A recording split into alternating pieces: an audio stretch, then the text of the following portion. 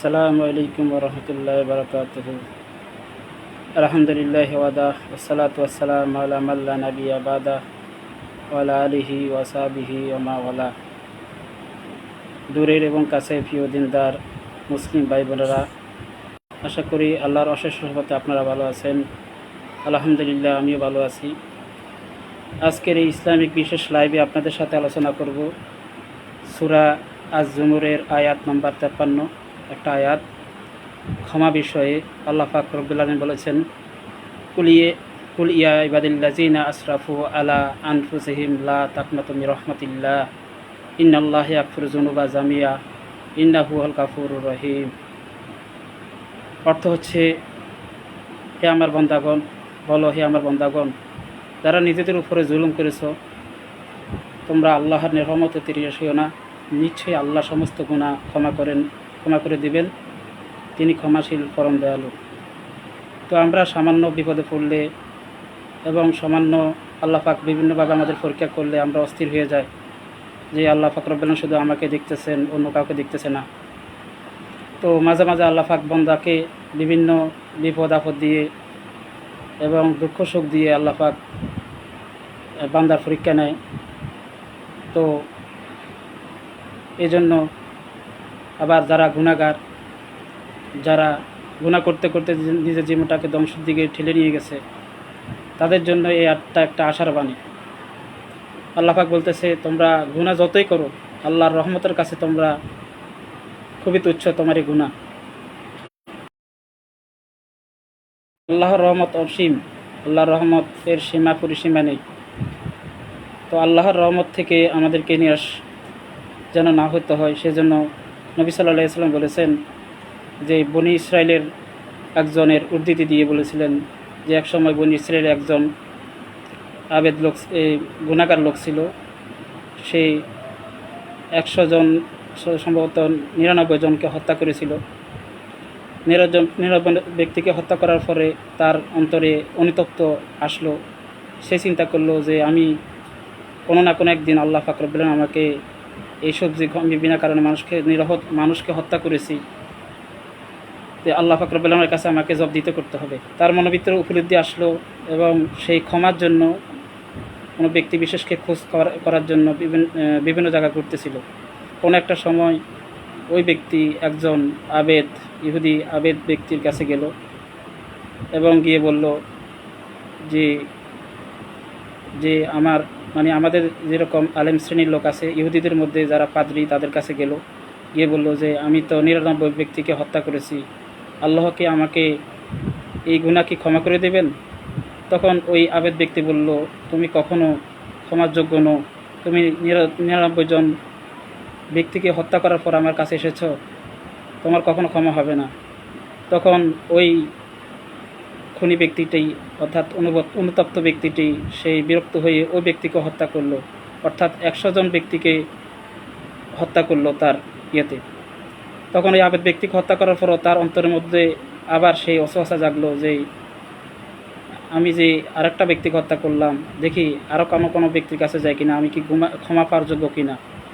পরবর্তীতে আল্লাহ পাক রব্বুল আলামিন আরেকজন ব্যক্তির মাধ্যমে তাকে বলল, সে একজন আবেদ ব্যক্তির কাছে গেল। সে বলল যে তুমি যে এলাকাতে থাকো, ওই এলাকা থেকে তুমি চলে যাও এবং ভালো অঞ্চলে যাও, সেখানে গেলে তুমি পাপ থেকে বাঁচতে পারবে। তো যেমন কথা সে তেমন কাজ। সেই ওই আবেদ ব্যক্তির কথা অনুযায়ী ওই অঞ্চল থেকে ভালো একটা অঞ্চলে যাওয়ার জন্য রওনা দিল। প্রতিমধ্যে তার মৃত্যুর সময় এসে গেল এবং সে মারা গেল। মারা যাওয়ার পরবর্তীতে ওই ব্যক্তি জান্নাত এবং জাহান্নামের 2 ফেরেশতা তাকে নেওয়ার জন্য তার জন্য দৌড়াদৌড়ি শুরু করে দিল। এমত অবস্থায় আল্লাহ পাক রব্বুল আলামিন ওই যে এই আয়াতটার কথাই বলতেছিলাম, কুল ইয়া ইবাদিল্লাযিনা আসরাফু আলা আনফুসিহিম লা তাকনাতু মির রাহমাতিল্লাহ ইন্নাল্লাহা ইয়াগফিরু যুনুবা জামিয়া ইন্নাহু হুয়াল গাফুরুর রহিম। যে আল্লাহ পাক রব্বুল আলামিন সে শুধু যে এটা যে ইরাদা করলো যে আমি তওবা করলাম, এই তওবার কারণে আল্লাহ পাক রব্বুল তার প্রতি এত খুশি হয়েছিলেন যে সেই গুনার দেশ ছেড়ে যখন ভালো দেশের উদ্দেশ্যে রওনা দিল, তখন আল্লাহ পাক রব্বুল আলামিন তাকে ভালো দেশের জন্য, ওই ওই কাজের জন্য আল্লাহ তাকে পছন্দ করেছেন। এবং জান্নাত এবং জাহান্নাম উভয় ফেরেশতারা যখন তাকে নেওয়ার জন্য টানাটানি করতেছেন, তখন ফেরেশতাদেরকে আল্লাহ পাক রব্বুল আলামিন বললেন যে তাকে মাপা, তার যে দূরত্বটা মাপো, সেই এই গুনার অঞ্চল থেকে যে ভালো অঞ্চলের ওই দূরত্বটা মাপো, তাহলে দেখবে সে মানে ভালো অঞ্চলের দিকে এগিয়ে আছে নাকি খারাপ অঞ্চলের দিকে পিছিয়ে আছে। পরবর্তীতে তারা মাফিয়া দেখলো আল্লাহ পাক রহমতে, সেই আল্লাহ পাক যদিও সেই ওই অঞ্চলের ভালো অঞ্চলের কাছে আসে নাই, কিন্তু আল্লাহ পাক তাকে ওই জমিনটাকে সংকীর্ণ করে দিয়েছিলেন, ভালো অঞ্চলটাকে সামনে আগিয়ে দিয়েছেন এবং খারাপ অঞ্চলটাকে পিছিয়ে দিয়েছিলেন। পরবর্তীতে অর্থাৎ জান্নাতি ফেরেশতা জয় হয়েছিলেন ওই সময়। তো দেখেন, একজন ব্যক্তি শুধু যদি তওবার জন্য আল্লাহ পাকের কাছে যায়, আল্লাহ পাক কত খুশি হন। নবী সাল্লাল্লাহু আলাইহি ওয়াসাল্লাম আরেকটা হাদিসে বলেছেন, যদি কোনো গুনাহগার ব্যক্তি পাপ থেকে সরার জন্য যদি করে, মানে এরা করে, অর্থাৎ আসার জন্য চেষ্টা করে, তখন ওই ব্যক্তির মতো বলে যেমন এক মরুভূমির প্রান্তে যদি তার ওট হারিয়ে যায়, আর ওটটা হারার পরবর্তীতে তখন ওট বলে, এবং তার সেই হতাশ হয়ে যায় যে আমি আমার ওটটা কোথায়, তখন সে আফসোস করতে থাকে। এমত অবস্থায় যদি ওই মরুভূমি অঞ্চলে তার ওট এবং তার খাবার সে ফিরে পায়, যেরকম খুশি হয় আল্লাহ পাক রব্বুল আলামিন সেরকম খুশি হয়, যেরকম তার গুনাহগার বান্দা আবার তার দিকে ফিরে আসে।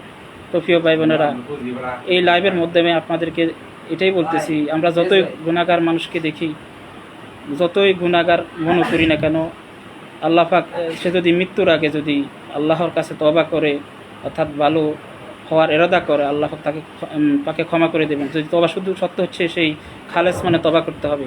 তবে বিশেষ কিছু গুনাহ আল্লাহ পাক ক্ষমা করার ইতিহাস নেই। সেই গুনাহগুলো হচ্ছে কারো সম্পদ, কারো কারো জমি জামা আপনি দখল করে খাচ্ছেন, এতিমের হক মেরে খাচ্ছেন, এগুলো ততক্ষণ ঘুষ খাচ্ছেন, সুদ খাচ্ছেন, ওগুলো ততদিন পর্যন্ত ক্ষমা হবে না যতক্ষণ পর্যন্ত আপনার ওই জিনিসগুলো ওই যে জিনিসগুলো আপনি খাইছেন সেগুলো তাদেরকে ফেরত দিয়ে আসবেন। তবে যদি তাদেরকে না পান, তাহলে আপনার ওই সম্পদগুলো আপনি ফি সাবিলিল্লাহ, অর্থাৎ আল্লাহ রাস্তায় মানে কোনো সওয়াব ছাড়াই আপনি দান করে দেবেন। তো আশা করি আল্লাহর রহমত থেকে আপনার নিরাশ হবেন না। আশা করি আমার এই লাইভটা শেয়ার করবেন এবং আল্লাহর দিকে খালেস মনে চলে আসার চেষ্টা করবেন। সবাই ভালো থাকবেন, সুস্থ থাকবেন। সুবহানাকা আল্লাহুম্মা ওয়া বিহামদিকা ওয়া আস্তাগফিরুকা ওয়া আতুবু ইলাইক। আসসালামু আলাইকুম ওয়া রাহমাতুল্লাহি ওয়া বারাকাতুহু।